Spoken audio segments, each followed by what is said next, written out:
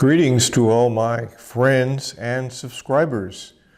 Today we're going to do a follow-up video on one I did before on amillennialism, a biblical truth. This one we're going to call Who's Tricking the Pre-Tribbers? Yep, the pre-tribbers, they've been tricked. And a lot of other people have been tricked also. Who's doing the tricking? Well, I'll give you a clue with the photo behind me. Yes, that's who I'm talking about. All right, so, a strategy that many people have when they don't want somebody to see something is they'll try to distract them with something else. They may even make up something else to distract them with. That's pretty Machiavellian, and it's been done in politics. Well, it's done in religion as well.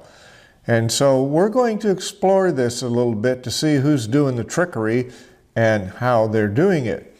Now, in my last video, I talked about amillennialism, or as I'm going to call it, now millennialism.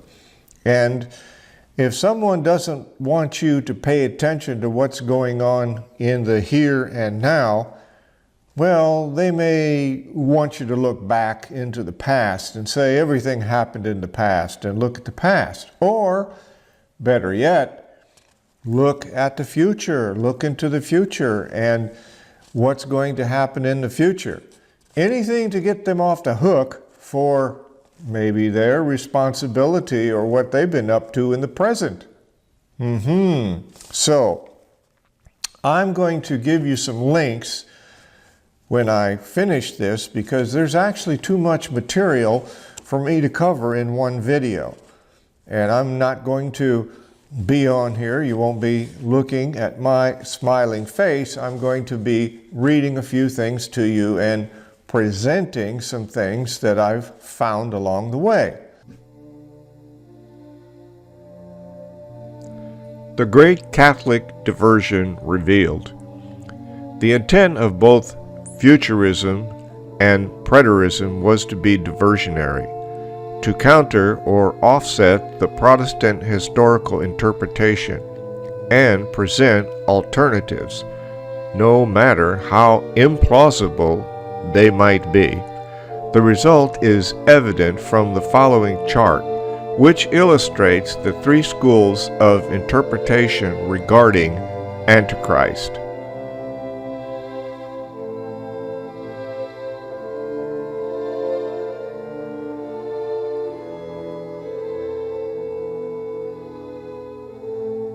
Because there is too much information to give you in this video, I asked you to go to the link that I have posted to read this for yourself. Here are a few screenshots and headlines from the article.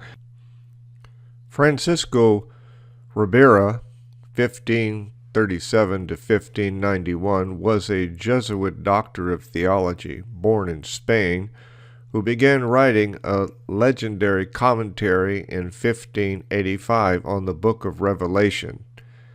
Now, I'm not going to read all this because if I start reading this Latin, I'm going to butcher it pretty bad. So, you can stop the video and read this along with other screenshots that I'm going to give you of certain sections of this article. But then again, to get the complete story on this, you'll need to go to that website I gave you, and so I'll give you a couple more of these to look at, and then we will tie this thing up and I will say goodbye.